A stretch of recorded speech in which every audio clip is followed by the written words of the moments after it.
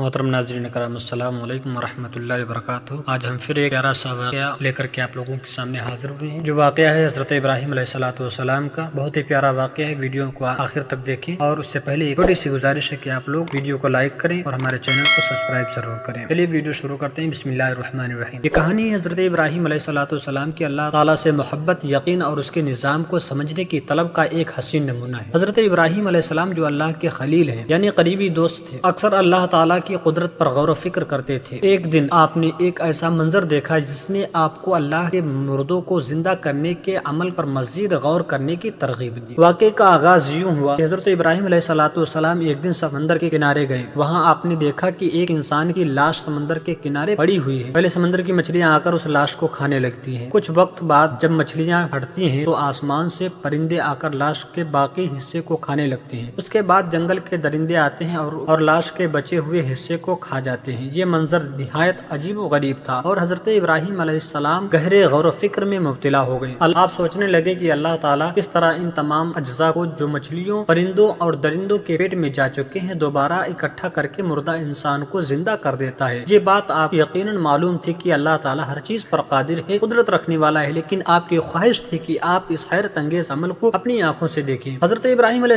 السلام نے اللہ سے دعا کی، اے میرے رب العالمین، میں جانتا ہوں کہ تو مردوں کو زندہ کرتا ہے، لیکن میں یہ منظر اپنی آنکھوں سے دیکھنا چاہتا ہوں تاکہ میرا دل مکمل طور پر مطمئن ہو جائے۔ اللہ تعالیٰ نے ان کے اخلاص اور محبت کو دیکھتے ہوئے فرمایا، اے ابراہیم، کیا تمہیں یقین نہیں ہے؟ حضرت ابراہیم علیہ السلام نے عرض کیا، یقیناً یقین ہے، لیکن میں یہ دیکھنا چاہتا ہوں تاکہ میرے دل کو تسلی ہو جائے۔ اللہ تعالیٰ نے فرمایا، اچھا 4 پرندے لو، انہیں اپنے ساتھ مانوس کر لو تاکہ تمہیں ان کے مکمل شناخت ہو جائے، پھر انہیں ذبح کر کے ان کے اجزاء کو آپس میں ملا لو اور ہر حصے کو الگ الگ پہاڑ پر رکھ کر اس کے بعد انہیں بلاؤ اور وہ زندہ ہو کر تمہارے پاس آ جائیں گے۔ حضرت ابراہیم علیہ السلام نے 4 پرندوں کا انتخاب کیا۔ اللہ کے حکم کے مطابق حضرت ابراہیم علیہ السلام نے 4 پرندے منتخب کیے۔ یہ پرندے تھے: نمبر 1 مور، اپنی خوبصورتی اور مضبوط جسم کے لیے مشہور ہے۔ نمبر 2 کبوتر، معصومیت اور محبت کی علامت۔ نمبر 3 مرغ، جو انسان کے قریب رہنے والا ایک عام پرندہ ہے۔ نمبر 4 کوا، فطرت میں صفائی کرنے والا اور سخت جان پرندہ ہے۔ آپ نے ان 4 پرندوں کو اپنے ساتھ رکھا اور ان سے محبت و انسیت پیدا کی تاکہ آپ ان کی پہچان اچھی طرح کر سکیں۔ چند دن بعد آپ نے ان پرندوں کو اللہ کے حکم کے مطابق ذبح کیا، ان کے پر اکٹھا کیے اور ان کے اجزاء کو، ان کے ٹکڑوں کو قیمے کی طرح باریک کر کے آپس میں ملا دیا۔ اس کے بعد آپ نے ان اجزاء کے مختلف حصے بنا کر ہر حصے کو الگ الگ پہاڑ پر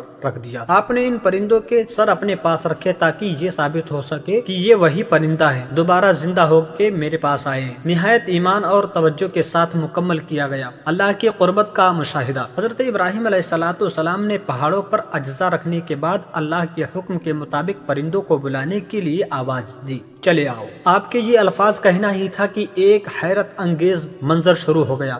پہاڑوں پر پڑے ہوئے اجزاء، ٹکڑے حرکت کرنے لگے، ہر پرندے کے اجزاء الگ ہونے لگے اور اپنے اصل جسم کی طرف لوٹنے لگے۔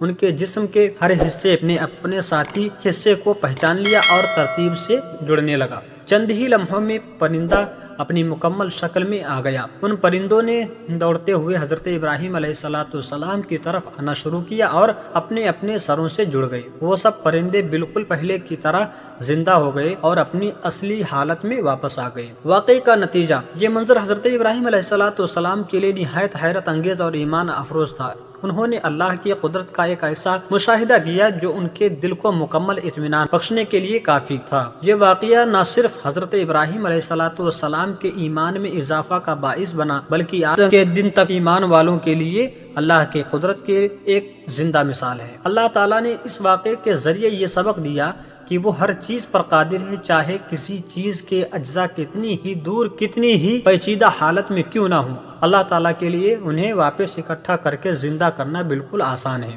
سبق: یہ واقعہ ہمیں یہ بھی سکھاتا ہے کہ ایمان کے ساتھ غور و فکر کرنا اور اللہ سے سوال کرنا کوئی بری بات نہیں ہے، بشرطے کہ اس کا مقصد ایمان کو مضبوط کرنا ہو۔ حضرت ابراہیم علیہ السلام کے اس عمل نے یہ واضح کیا کہ انسان کو اللہ کی نشانیوں پر غور و فکر کرنا چاہیے اور اللہ سے رہنمائی مانگنی چاہیے تاکہ اس کا ایمان مزید پختہ ہو۔ یہ واقعہ آج کے انسان کے لیے بھی سبق آموز ہے۔ جب ہم اپنی زندگی میں اللہ کی قدرت اور تخلیق کو دیکھتے ہیں، چاہے وہ کسی درخت کی بڑھوتری ہو یا کسی جانور کی پیدائش ہو یا کسی بے جان چیز میں زندگی کا آغاز ہو، یہ سب اللہ کے قدرت کے مظاہرے ہیں۔ حضرت ابراہیم علیہ السلام کی یہ دعا اور اللہ کا جواب ہمارے لیے یہ پیغام ہے کہ ایمان اور علم کی جستجو کبھی ختم نہیں ہونی چاہیے۔ حضرت ابراہیم علیہ السلام نے اللہ سے مردوں کو زندہ کرنے کے عمل کو دیکھنے کی خواہش ظاہر کی اور اللہ نے انہیں اپنی قدرت کا مظاہرہ کر کے ان کے دل کو اطمینان بخشا۔ 4 پرندوں کو ذبح کر کے ان کے اجزاء کو دوبارہ زندہ کرنے کا یہ واقعہ اللہ کی بے مثال قدرت اور